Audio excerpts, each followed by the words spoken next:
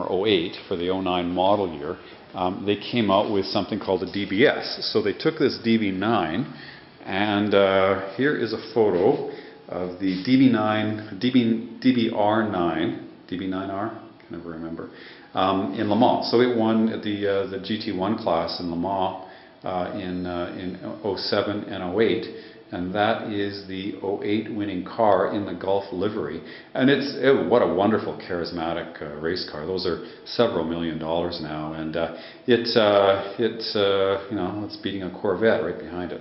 So they would have taken the inspiration from the race car, from the Le Mans car, and the styling cues, etc., and they would have made it into a DBS. So the DBS came out as an '09 model year.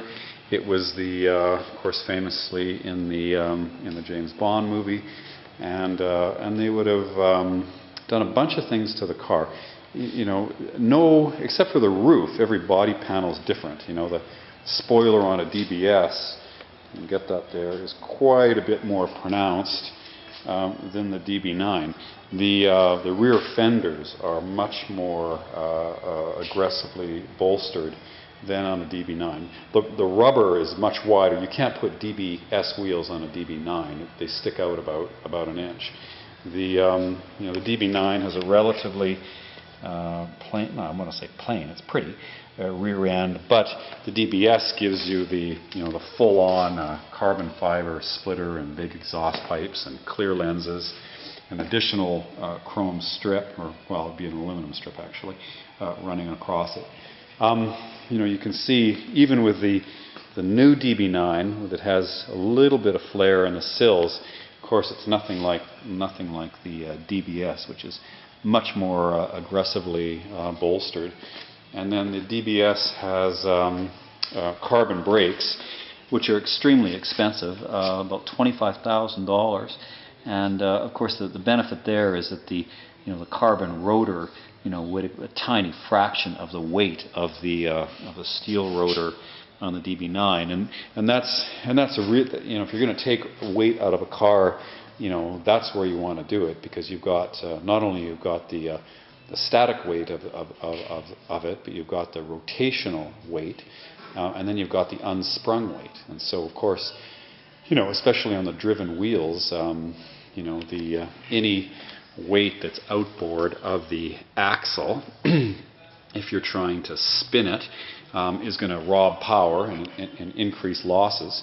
And then, when you have the wheel going up and down, depending on the road surface, the lighter the whole corner is, suspension, rotor, wheel, everything, caliper, the more easily it can go up and down and have the tire stay in contact with the ground. So they spent a lot of money on each corner with lightweight wheels, thin spoked forged wheels, and carbon fiber brakes. You get this beautiful carbon fiber splitter.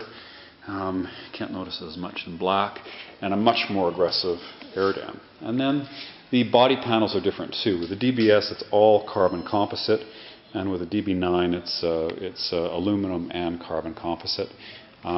Inside, I'll show you the more carbon fiber on the mirror surround, and inside, it's a different look.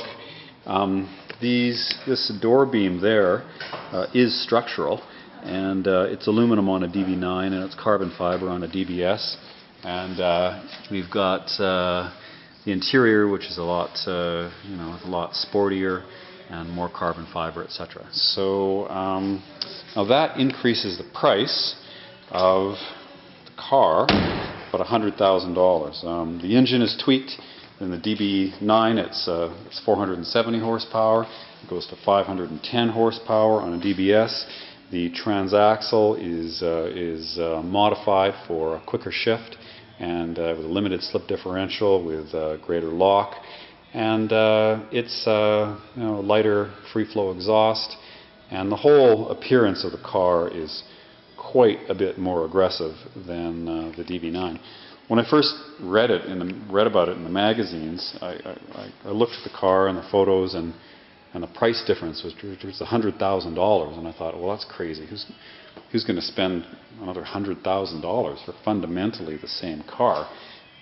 Yes, it's more aggressive and it's got a body kit and it's got more power, but is it really 50% more car than the DB9? And of course the answer is no.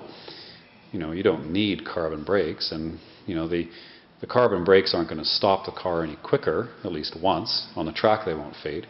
But funny enough, we sell 4 or 5 to 1 DBSs compared to DB9s.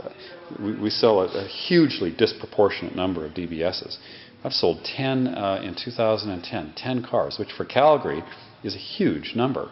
And the design and the aggressiveness of the body kit, and the fact that I guess we have a lot of money here in Calgary, and guys just pick the car they like the best, means that the DBS has been a terrific seller for us. But like I said, if you just do the numbers and so on, it's hard to make any argument that it's a 50% better car. DB9 here is around 2.25, and DBSs are maybe 3.25 to 350. So anyway, it's January now, and we've bought a whole bunch of cars so we're well stocked, and we're eager to sell them. What we have here in the showroom is this is a DBS. It's a carbon black edition. It's got the black alloy wheels and some different trim pieces that differentiate it from a normal DBS. This is a lightning silver 2011 DB9. We've got a couple leftover convertibles from '09. This is a brand new Db9 Volante. Volante means the 4-seat convertible in the Aston Martin speak, and it's a tremendous saving from new. Anyway, we're definitely eager to sell it because it's a brand new '09. And this one's the Casino Royale, which is the one of the James Bond colors, and it has the bamboo interior with the lighter interior. So beautiful car. And then we have 2010 Db9 Coupe automatic, and black on black Vantage manual transmission. This is a Amethyst, which is a dark sort of purpley red Vantage Roadster. And then this one on the back has the Aston Martin Racing Green. So this is this would be the factory race color, and this is also a brand new 2009 Db9 Volante. So another spectacular buy. It's mostly important to get the right car, not the right deal. You've got to be happy with it. You got to like the color, and you got to like the car. But this is only about half of our inventory.